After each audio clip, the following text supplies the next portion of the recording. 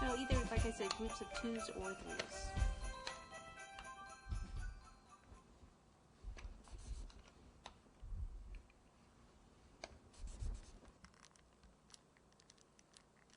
Woo! Okay, that's it for the berries. Last final thing.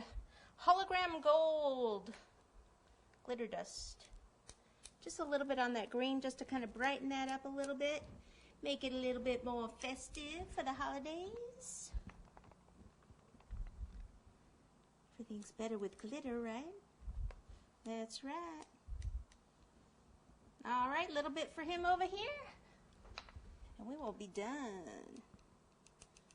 So cute little cake here, chocolate buttercream. A little bit here in the front.